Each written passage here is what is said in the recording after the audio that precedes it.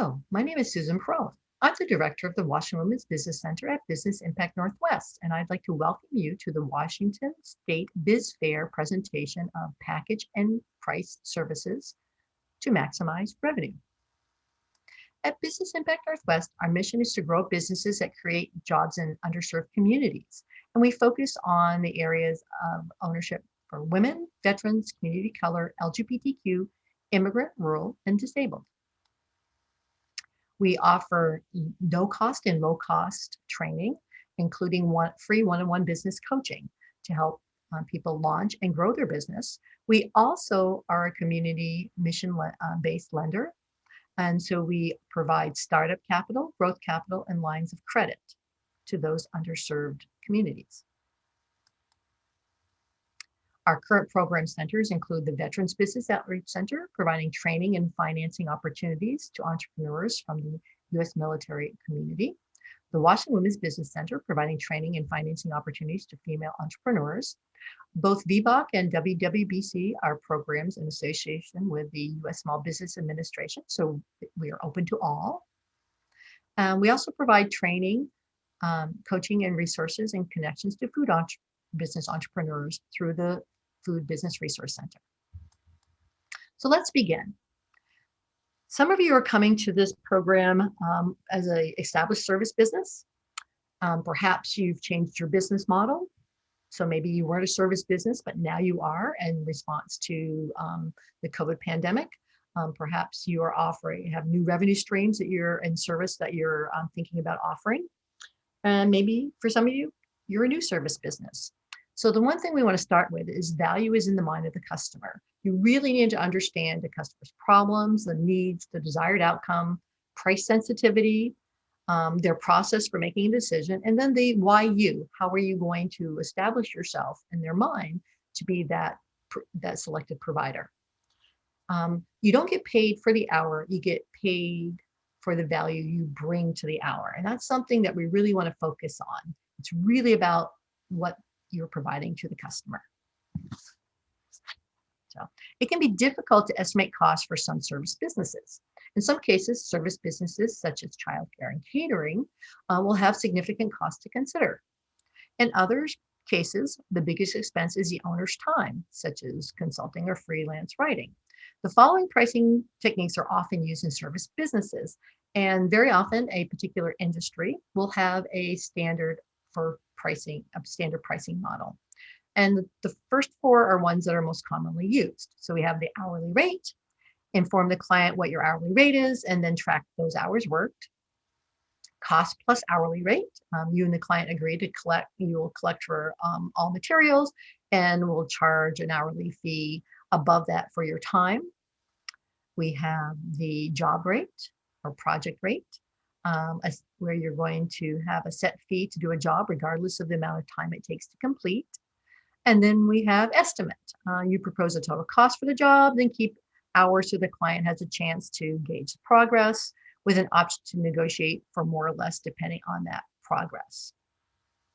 So the final one that we are going to talk about is value-based, and that may be a new concept. Before we do that, again, keeping in mind that value is in the customer's mind, with the first four that I mentioned, you're really focused on what you're charging.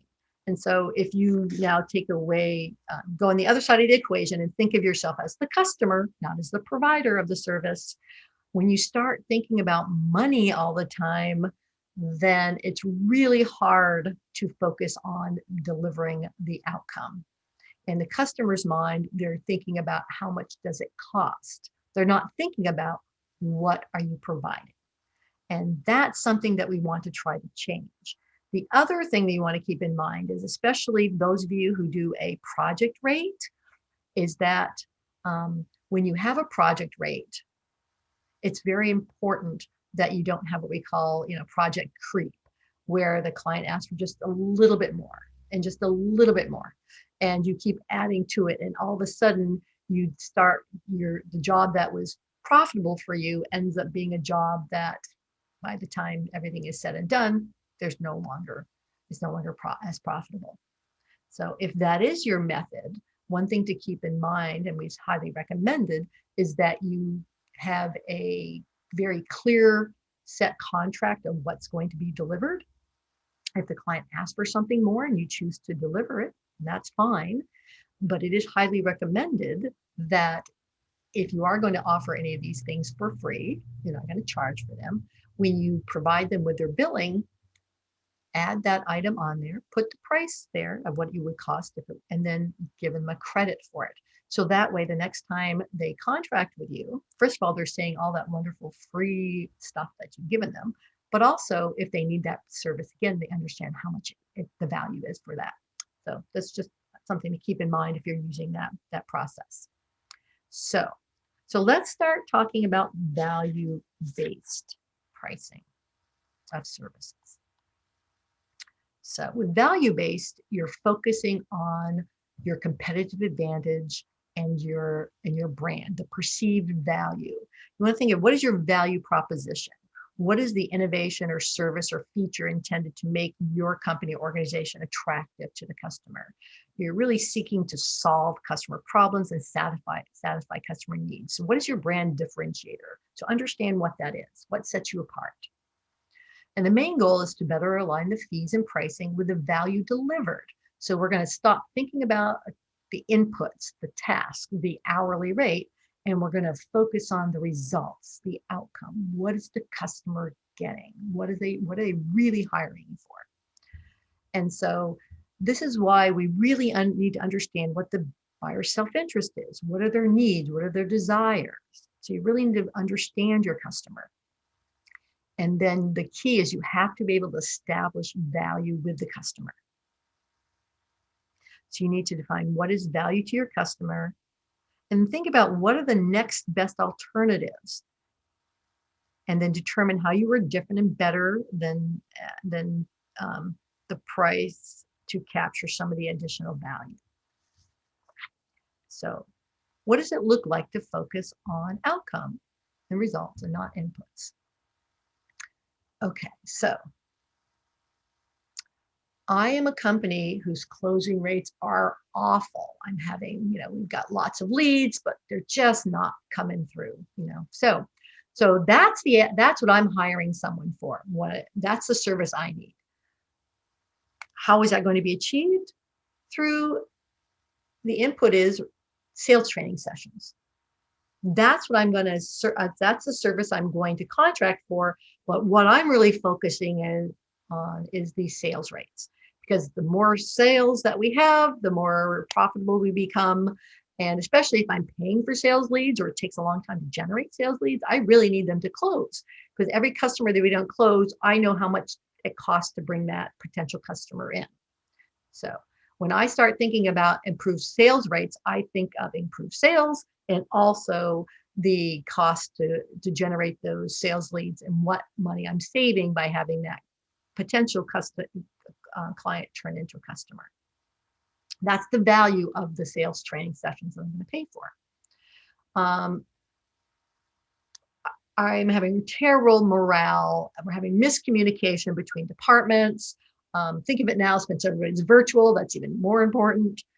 So the input is I need to conduct focus groups on morale so I understand what's the breakdown, what's happening. That's the service I'm going to pay for. In the end, what I really want is improved communication, because if we have improved communication, then everything else in the company just works better and we are far more productive.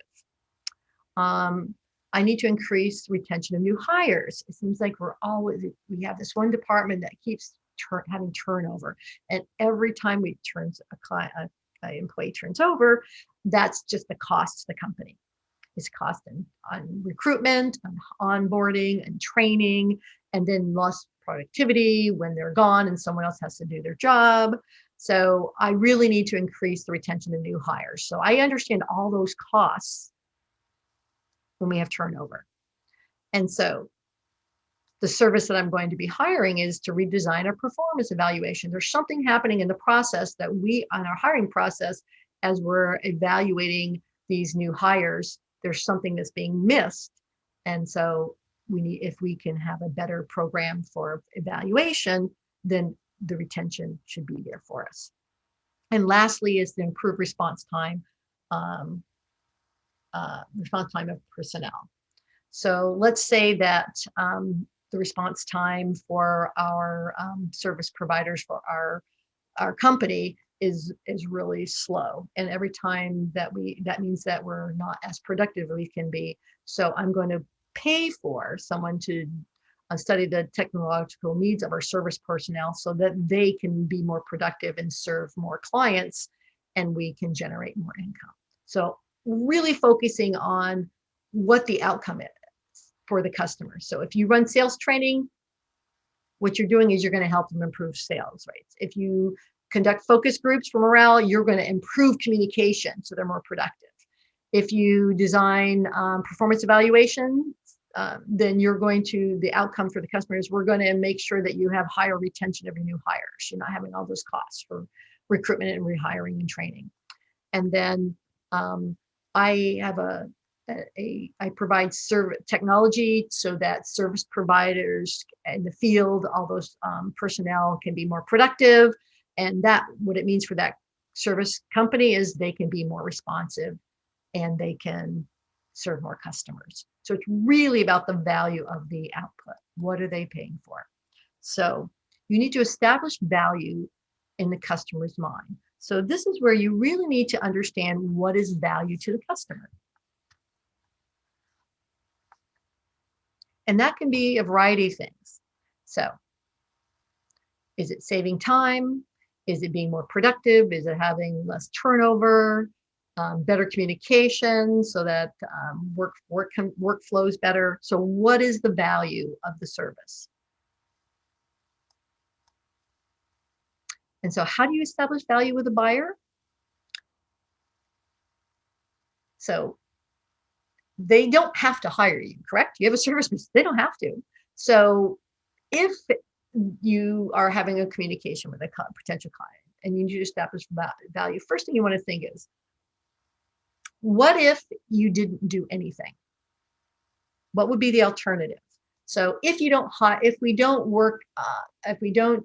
improve have better technology so your service providers in the field can be more efficient and more effective and more productive, what would happen if you did nothing? What would be the impact? What would that mean? What will you be able to do that you can't do now? So what would you'd be able to do if we improved your service provider in the field? What will be the effect on revenues if we did nothing? If we do it, what would happen? Oh, we'd be more productive. We could serve more clients, be more profitable. We'd have a larger market share, whatever that would be. What are the 3 greatest impacts of the result of this project success? So if you're doing a project, what is the value? What is finding out if this project that you might contract with would be successful, what would be the impact? Perhaps you can ask, what will be your boss's reaction to the success? Because sometimes most people have someone they report to, and if they can deliver a result that's successful, what would that mean to the company and to the person that's contracting the service? Or maybe what will it mean to you personally, especially if you're talking to an owner? So these are all questions you can ask to help to establish value with the customer on what it is that your service is providing. Because our main goal there is that we want to better align the fees with the value delivered. And part of that might be to determine what the alternatives are for the customer, and then also determine how you are different and better than and what that additional value is that you're going to provide. So one of the things you want to do is to set yourself apart. And so you want to establish your unique value. And so depending on what it is the competency that you're just better than what's out there? Is your experience? Is it how your unique perspective about solving client problems? Maybe you have excellent staff. That's where you've got really top-notch people who are very experienced with solving this type of problem. So you want to establish yourself as the expert. You want to set yourself apart. And then you want to think about where you are with the competition.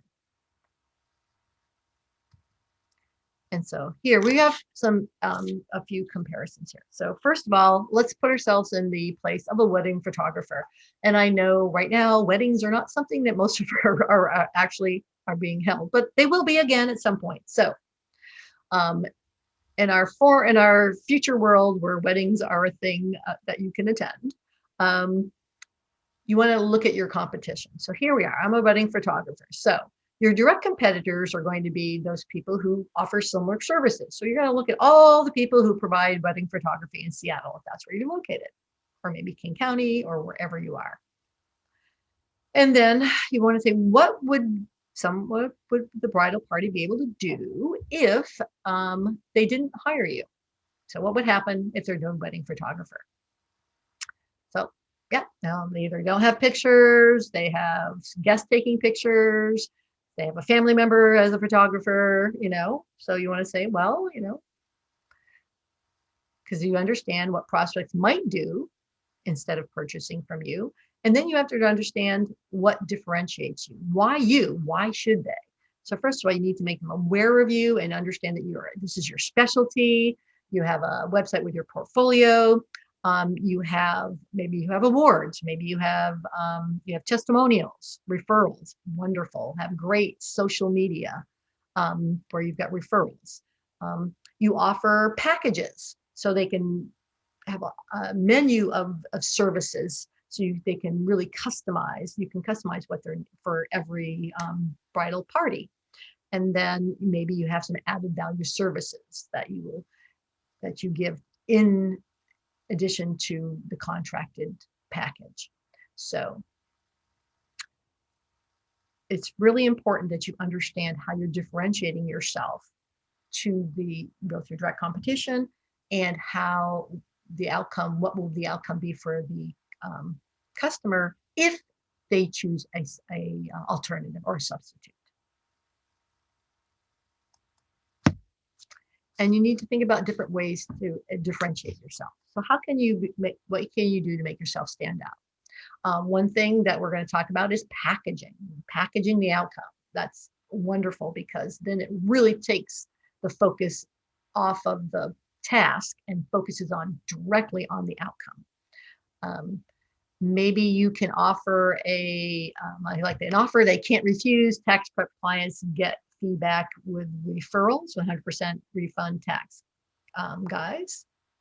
And that's something maybe you can guarantee that's stronger or better or more than what the standard is. Maybe you're going to really be able to resolve an anxiety or fear, as we have here. You're a painless dentist, the neatest remodeling contractor. All of those things. You have to really think about how you're going to differentiate yourself from the competitors. So how do you bring clients on board to value-based pricing? Well, let's step back for a moment. If we're creating value in the mind of the customer, how does that translate into value-based pricing? So let's say that I am a dog groomer. I have a client who's a dog groomer, and I'm a bookkeeper. And so right now, this dog groomer is doing all of her own bookkeeping. And I already know what I normally charge for rates for what my bookkeeping service is. And I know the different levels of service that I offer. I now, instead of just thinking about how I normally price my services, what I want to do is think about what is the value of my bookkeeping to that client, potential client.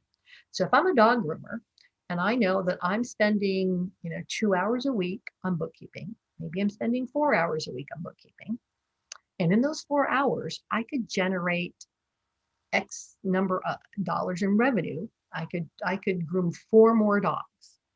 So if I know as a bookkeeper, if I know that the client charges $90 per grooming, we'll use that as a figure, and they're spending 4 hours a week on bookkeeping, that's $360 in revenue that they're foregoing to do their own books. That is the value of the bookkeeping service to that customer. So if you have another customer who is another industry and maybe they charge, maybe every hour of bookkeeping is worth $50 to them. Or maybe you have one that's worth $75 to them. Basically, what revenue could they generate if they hired you for bookkeeping? And that's when you start to price based on the value to the customer. And so that may mean that you have different rates for different customers, and that is okay. You can certainly do that. Rates are generally confidential, and so that's something that you might end up having. Or you may have different rates for different industries, because you know that for those industries, those that clientele that you're working with, that is the standard that they charge for their service. And if you can do their bookkeeping for them, then you know that's what they're saving.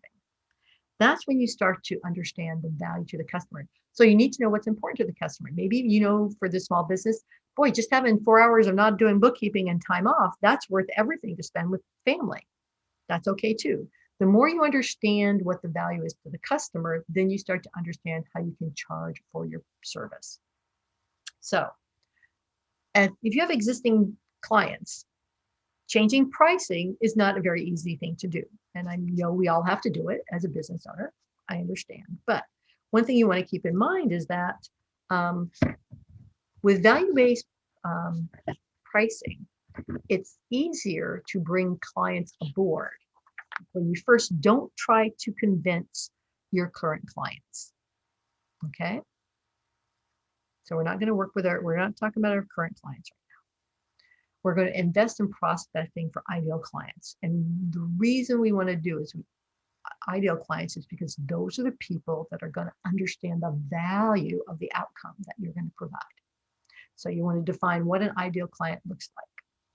So what's it? Think about your client. What is the ideal client? Perhaps you can close your eyes. You already know that most of your clients are women of a certain age and a certain income level. Perhaps that's your clientele. Maybe it's business to business, and there's certain your small businesses that are under $500,000 in sales, or maybe they go up to $1 million in sales revenue. That's your average client. That's your average client. So you understand who your client is. So define what the ideal client looks like, and be in alignment with the budget, what they value and what they have to have. Okay, so you need to be in alignment with that. And then you want to target the high value customers, those that really meet your standard for the ideal customer. These are going to be the path of least resistance, and filter out anyone who isn't. And as you're doing this, so that's the first step. Who are you going to bring in, and who are you going to concentrate on? And the key to bringing clients on board with value-based pricing is, first of all, you have to prove your value. So maybe you have to begin with a small service, a small deal in an area where they're unhappy, and over deliver. So let's say that you have a customer who already has someone who's providing this service, but you can just peel off just a little bit of something that they need done, and then really over deliver, build a relationship with that customer. That's one way you're going to prove your value. And then the next time you can come in and get a larger part of their service dollars. You want to concentrate on the value you provide. So what is it that you're providing for them? It's really about value, all about outcome.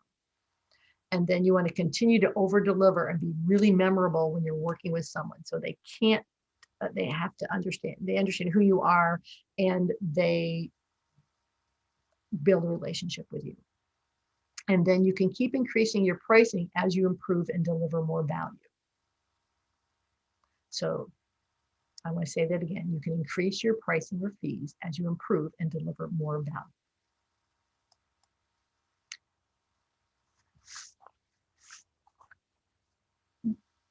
What you see here is what we call a fee progression chart or strategies. So depending on where you are in your business phase, that will help determine whether value-based pricing is the way for you to go. Okay. All right. So let's just review this. So let's say that you're entry-level business. So in the beginning, most of your business comes from friends and family, maybe former business, business clients. And so at that point, you accept almost anything, because let's face it, you're new, you need revenue. The client determines the fee at that point. The client pretty much is in the driver's seat then, unless you're real at this point, as you're a new business. Fees tend to be lower. Maybe you're under a little bit under the going rate as a new business to generate more business. And then the margins tend to be a little slim, perhaps at that point. Yeah, you've been in business a little bit longer. Now you're a going concern. So now you've got both referrals, and you start to do more marketing, get your name out there, start to bring more clients in. You accept most businesses, but plan to come out some. Those people who are not profitable for you anymore, those are the ones that eventually fall off the wayside. Perhaps you start to raise your prices. They voluntarily fall off the wayside. There's still flexibility in your pricing. You still have maybe a larger range. Your fee level tends to be a little below the average. Maybe you're at average now, and on the margins start to be small, or you're going to be more average for your industry. Let me get into word of mouth. Okay, great. So now you're really getting most of your business through referrals and repeat customers and marketing. In order for you to continue with someone, you must have high margins with strong potential. That's how you're going to qualify the business that you're looking for now. Those people you bring in now for new customers, you want to make sure that they have a strong potential for being repeat customers and they have a good margin. You're going to have those higher margins. You determine your value-based fee now, and it's firm. So now you have a value-based fee of what you're charging, and it's a firm price because you have referrals and marketing now. You are living off of that. You're no longer out there taking whatever comes your way. So you demand a premium above average rate, because it's all on the value delivered, not on the task, but the value delivered to the customer. And your margins are above average. Now we get to the place where now you have a brand. It's all referral. The name is in the market. When people think about bookkeeping for dog groomers, everybody in that grooming industry in this area, they recommend you because you are the one that they all go turn to, because you really know the industry. So you've built a brand. Now you're selective in who you bring on as a client. You maximize margins in every case. You're using value-based pricing with all your clients, and your fees are above average and far above average. And then your margins are strong, and you're really staying at the top of the industry margins for profit. And then lastly is the ultimate, where it's key buyers seek you out. This is where people are looking for you. They're seeking you out, which is a wonderful place to be. That's where we all strive to get to. You only take select customers because you are booked and you just only have so much capacity. Fees just not even discussed. You tell people your rate and that's it. You're at the highest level of fees and your margins are extraordinary. So you can see that it really takes to getting to that word of mouth stage where value-based pricing comes in. So where you are is really important in this process. So we've talked about pricing and how we're going to really focus on the value to the customer, not the input, the value to the customer. What does that service mean to them? What perceived value do they have for that product or service? So then we have to package our service. And of course, it's not like we have something that's tangible. Services are different. So we really have to be able to sell the service outcome, because that's really what they're getting.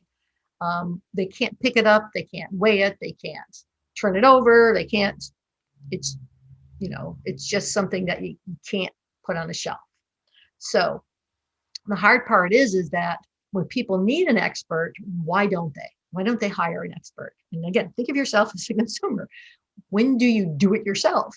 So sometimes people need an expert, people need expertise they don't understand, so they don't value it. So you need to explain to them what it is that the value that you're providing.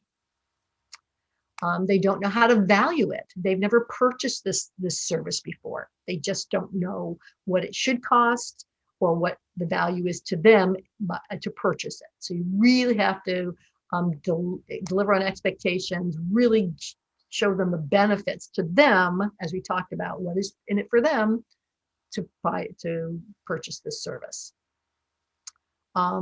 They don't know how to do whatever it is. So you can offer a demo, show them how you're different, because they don't understand the difference between if they're looking at two service providers, how are you going to be different? Explain to them what you're doing and it really what your method is that makes you different, your differentiator. And then they don't have time to hire, and or don't think they think they have time to do it, so you have to explain to them why it is that you're offering and why they should purchase it from you. Again, what it is that it's going to offer to them. And so when you're thinking about your service, there are two things we're going to look at. One is what we call packaging, and the other is productize. So the package is to not just sell the hours. You want to take the things that go together that will give that client that outcome. And by that, I mean, if I'm doing having a kitchen remodel, do I want to know all the different services that have to come together? No, I don't. I want to pick out the wonderful finishes and the appliances, and I want to know what the finished thing is going to be, and that you're going to deliver, and you're going to deliver on time. Those are the things I want. So you know what I need when I'm buying a custom kitchen from you. So you want to make sure that you are putting the package together so that the outcome is as expected, and I'm not having to go back. I'm not having to pay for add-ons as I go forward. Now, you can tell me you have three different packages, and this will be the outcome for all three packages. That's perfectly fine. And knowing that if I add anything on, it's going to cost more. But that way, I'm making an informed decision. And you're saying, these are the three packages. This is what you get. And there you are. And that way, there are no surprises. And this gives me, with that flat pricing, it gives me greater perceived value of a finished product. It's really a flat price based on your expertise telling the client what it is they need for the outcome they want. The other thing is going to be unlimited customization or product. So maybe you have something that you can create that is very simple, and you can sell the same things to many people, and you're not having to do much customization. And what's great about that is you can create like a product, and then basically you can sell it over and over again. Maybe it's a software, maybe it's a workbook, maybe there's some other image content that you can create that you can just put together a package and just sell it over and over and over again. So you're not having to take time in the service process. Therefore, you can sell it as a product. So why do you want to do this? One of the main things is that it makes it much easier to sell the tangible benefit of the outcome. You're not talking about selling hours anymore. You're not writing proposals. You're not doing all of those things. You're not having what we call project creep, where you're having to add more and more to it, but not charging for it or asking for more money all the time. It's easier to sell a package, especially for a service that people don't really understand.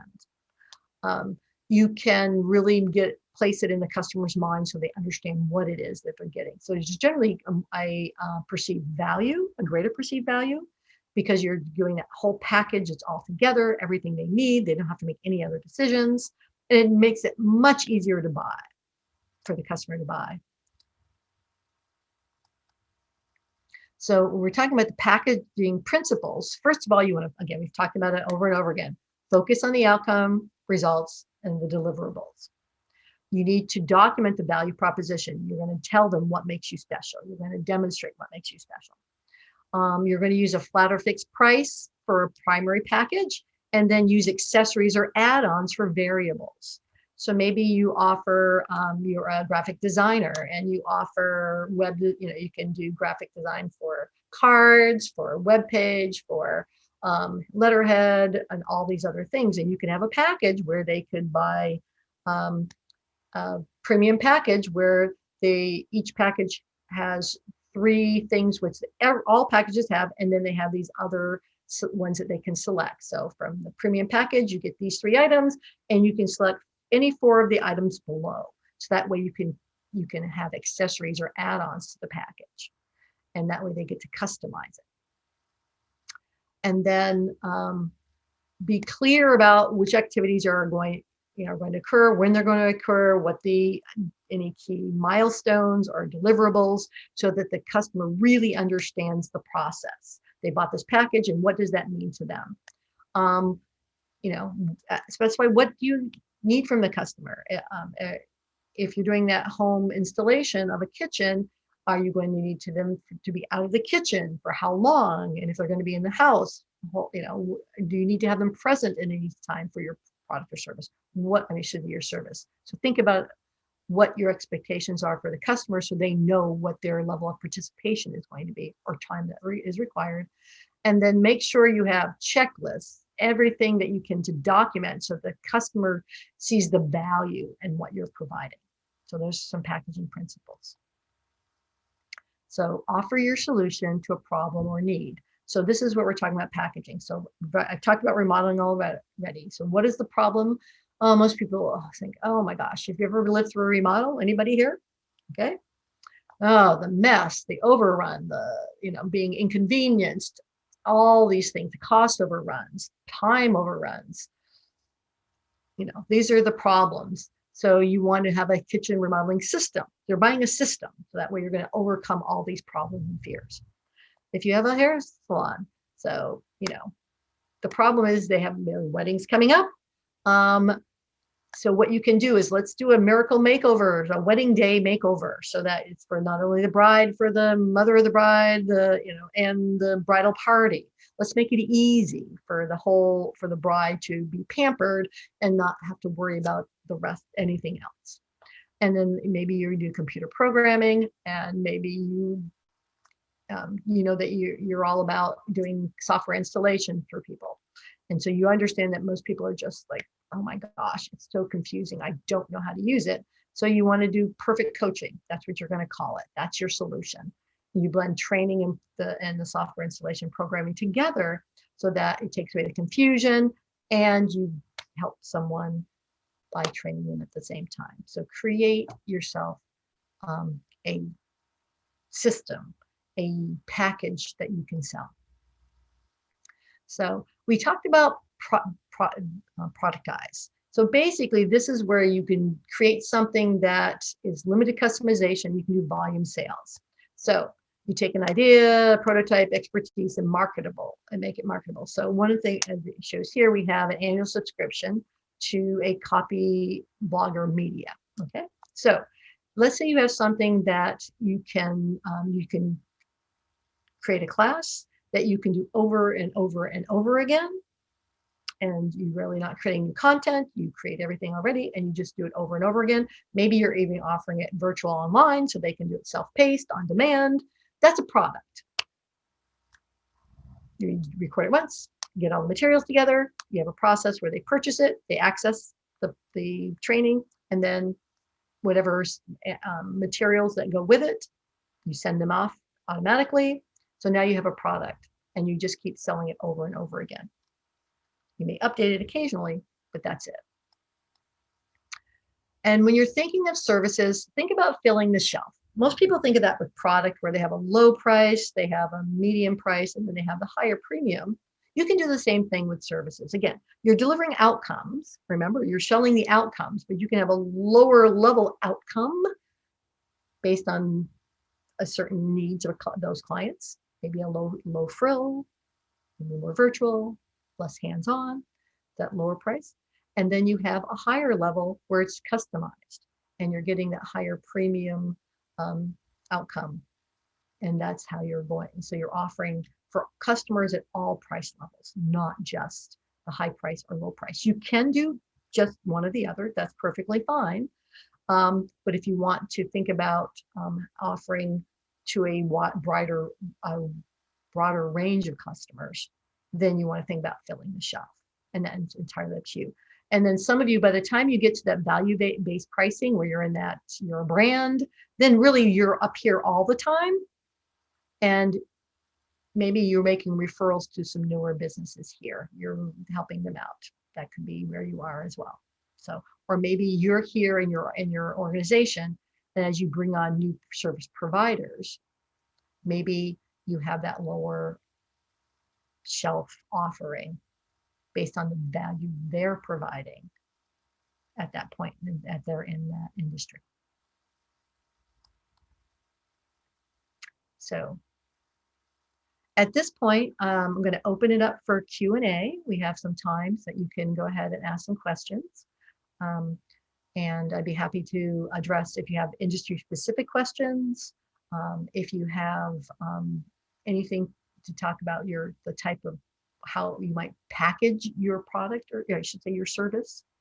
Go ahead and please let me know how if your questions about packaging your services. What are some alternatives for packaging? And also, while we're looking for those questions to come in, I did also want to just thank you for being here today. And I hope that you're staying safe and sane. And I know these are very trying times, so I really appreciate your taking the time to spend in this presentation today. And then I did want to let you know that if you'd like to learn more about our organization, you can go to our website, and we have a wide range of trainings available, the majority of them at no cost, and then we have some low cost alternatives. We also offer free one-on-one business coaching. So you can join us at businessimpactnw.org to sign up for services. It's free. They're all virtual now, and hopefully at some point in the near future or in the future will be in real life. And for those of you that need funding, also you can go to our website and see what's available for funding opportunities. So at this point, I'm going to go ahead and we'll just go ahead and answer any questions that you might have.